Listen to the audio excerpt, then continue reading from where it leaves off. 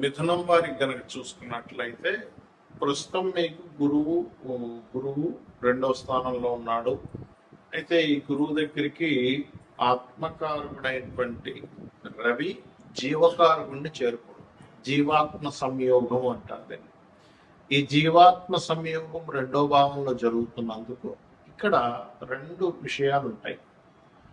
వీటితో పాటు 12వ స్థానంలో కుజుడు, అదేవిధంగా మనకి చూసుకున్నట్లయితే లగ్నంలో రవి, 3వ స్థానంలో కేతు, భాగ్యస్థానంలో రాహు, దశమంలో శని ఉన్నాడు.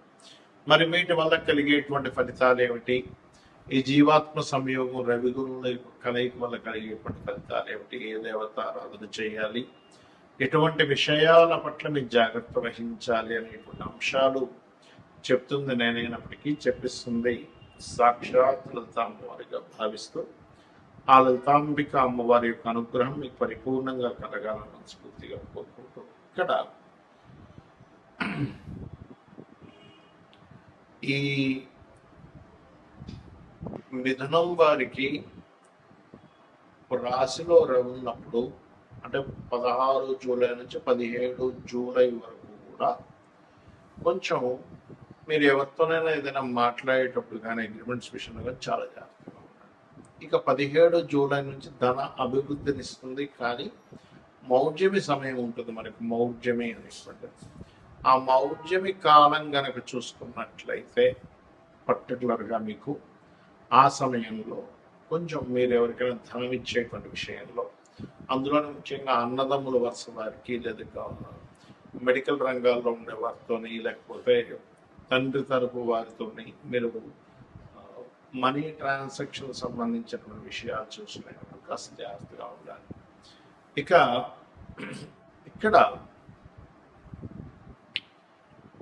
ఈ దశమ స్థానంలో ఉండేటువంటి శని మూలంగా మీకు కెరియర్ పరమైనటువంటి విషయంలో చాలా బాగుంటుంది చెప్పాలంటే, అందులో ఎటువంటి సందేహం లేదు కెరీర్ విషయంలో. అలాగే మరొక విషయం ఏంటంటే, ఈ దశమంలో శని, భాగ్యస్థానంలో రాహు ఉన్నందుకు కాస్త మీ పనులన్నీ ముందుకు కదలాలి అంటే పితృదేవత ఆరాధన ఎక్కువగా చేయండి. అప్పు చేసి ఎట్టి పరిస్థితుల్లో మీరు ఇన్వెస్ట్మెంట్ చేసే పని మాత్రమే ఇప్పుడు ఉండేటువంటి కండిషన్ పరంగా, ఎందుకంటే కుజుడు రవికి వ్యయ స్థానంలో ఉంటాడు కాబట్టి ఈ యొక్క కండిషన్లో కాస్త జాగ్రత్తగా ఉండండి. ఇక మీరు నిత్యము చేయవలసినటువంటి దేవత ఆరాధన ఏమిటి అని చెప్పి చూసుకున్నట్లయితే, మీరు వీలైనంత మటుకు లలితా సహస్రనామాలు, గురు చరిత్ర పారాయణం చేయడం అన్ని విధాల ఉత్తమం. ఈ మౌఢ్యమి సమయంలో అసలు ఎలాంటి పనులు చేయాలా, అన్ని పనులు చేయకూడదు చాలా మంది అడుగుతున్నారు.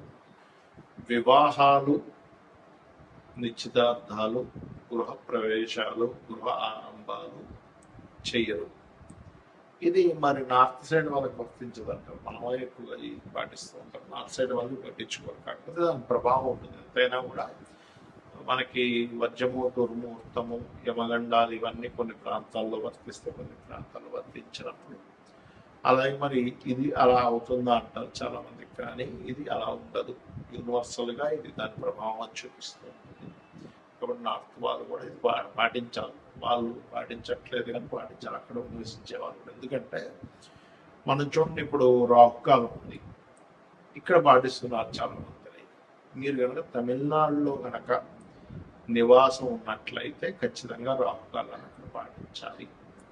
ఇక్కడ ఉన్నప్పుడు వజ్రము, దుర్ముహూర్తము, అదేవిధంగా యమగండం పాటించాలి. కానీ ఈ మౌఢ్యమి సంబంధించినవి ప్రపంచం మొత్తం పాటించాలి. అయితే చాలామంది ఈ మౌఢ్యంకి కొన్ని తెలియని కొన్ని ఎలా అంటే రెగ్యులర్గా చేసేవి కూడా ఆపుతూ ఉంటారు. అంటే అలాగా ఉద్యోగం వచ్చింది, ఉద్యోగంలో జాయిన్ అవ్వాలి, మౌఢ్యలతో సంబంధం లేదు, అది మీ యొక్క జీవితానికి సంబంధించినటువంటి మీ నిత్య జీవితంలో మీకు డబ్బులు రావాలంటే కాబట్టి మౌఢ్యమితో సంబంధం లేదు. అలాగే రెంటిల్లు మారుతున్నారు, పెద్దగా సంబంధం ఉండదు మౌఢ్యంతో. కాకపోతే మౌఢ్యంలో అవాయిడ్ చేస్తే మంచిది, అంతేగాని పెద్ద దానివల్ల ఏదో వస్తుందని మాత్రం అనుకోకండి. అదేవిధంగా ఇంకొంతమంది కొన్ని కొన్ని మరమ్మతులు చేయించుకుంటూ ఉంటారు ఇంట్లో. ఏమైనా వాస్తు దోషం ఉంది, మౌఢ్యంలో చేయించుకోవచ్చు, ఏమి సంబంధం లేదు. నువ్వు సెట్ చేసుకునే దానికి చేసుకోవచ్చు. ఎలా అయితే ఔషధ సేవన విషయంలో ఫలానా నక్షత్రాలు మంచిదని చెప్తాడు, కానీ నీకు అత్యవసరం ఉన్నప్పుడు ఒక వ్యక్తికి అంతా పొడి చేశాడు, బ్లడ్ వచ్చేస్తుంది, అమ్మో ఇప్పుడు మౌఢ్యం ఉందండి, ఈరోజు ముహూర్తం ఉంది, మద్యం ఉంది, లేకపోతే ఏమైనా ఉంది, ఇప్పుడు హాస్పిటల్కి వెళ్ళకూడదంటే అలా యాక్సిడెంట్ అయింది, వెంటనే తీసుకెళ్ళి వాళ్ళు అతను రిపేర్ చేయించాలి. అత్యవసర వస్తువుల్లో ధర్మం ఎలా అంటే మీకు ఆపద్ధర్మాలు అనుకుని ఉంటాయి, అలాంటి సందర్భాల్లో ఈ మౌఢ్యం సంబంధం లేదు.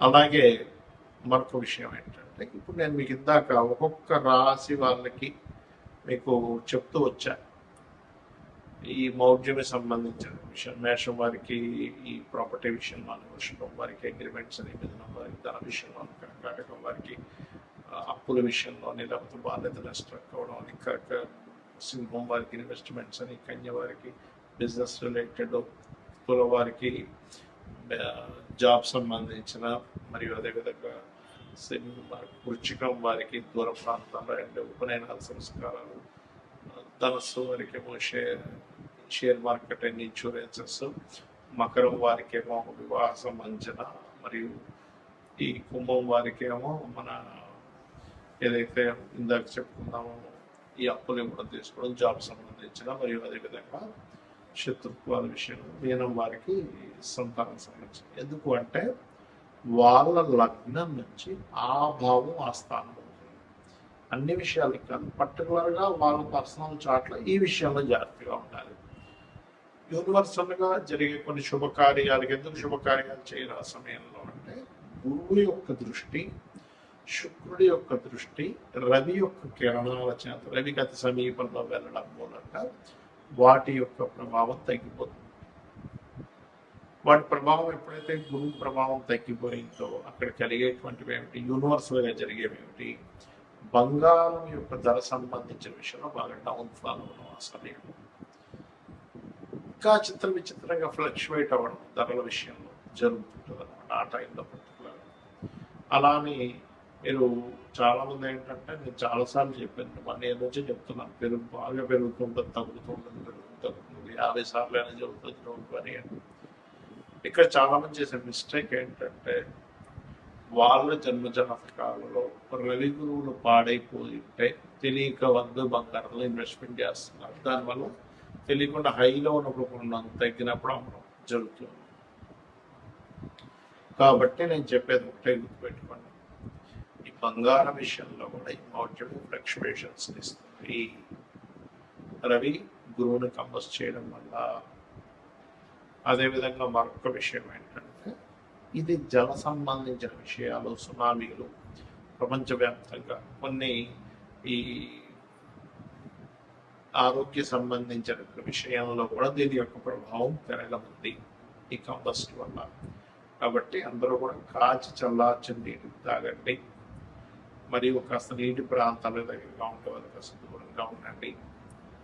అదేవిధంగా ఇది ఒక రకంగా చెప్పాలంటే ఒక జీవాత్మ సంయోగం అంటూ ఉంటారు. ఎవరికైనా ఈ కాంబినేషన్ ఉన్నప్పుడు వాళ్ళకి ఇంట్యూషన్స్ కూడా బ్రహ్మాండంగా పనిచేస్తాయి చెప్పాలంటే, ఒక డిగ్నిఫైడ్ నేచర్లో కూడా వెళ్తూ ఉంటారు. కాకపోతే ఏంటంటే, మనకి యోగము అంటారు జ్యోతిష్ శాస్త్రంలో, మన జన్మజాతకంలో కానీ గోచారంలో కానీ 2 గ్రహాల కలయిక, లేదా ఒక గ్రహం ఒక రాశిలో ఉన్నప్పుడు యోగము, ఒక గ్రహం ఒక నక్షత్రంలో ఉన్నప్పుడు యోగము, గ్రహంతో కలిసి ఉన్నప్పుడు ఇంకొక యోగం, 2-3 గ్రహాలతో కలిస్తే మరొక యోగం. ఇలా యోగము ఏర్పడి గోచారంలో ఇచ్చే రిజల్ట్స్ చాలా బలంగా ఉంటాయి, గుర్తుపెట్టుకోండి. యోగం ఏర్పడకుండా ఇచ్చేటువంటి రిజల్ట్స్ వేరు, 2 గ్రహాలు కలిసినప్పుడు వేరు. కాబట్టి మీరు ఏం చేస్తారంటే, మీకు జన్మజాతకం తెలియదు, అసలు ఏం చేయాలో అర్థం కావట్లేదు, మీ డేట్ ఆఫ్ బర్త్ లేదు, అలాంటప్పుడు కూడా ఏం టెన్షన్ పడకుండా సూర్యనారాయణమూర్తి యొక్క ఆరాధన, లలితా సహస్రనామాలు, వీలైతే లలితా సహస్రనామాలు సూర్య భగవాను చూస్తూ ఓం భానుమండల మధ్యస్థ భైరవీ భగవాన్ నమః మంత్రం చేయండి అనేది చాలా బాగుంటుంది.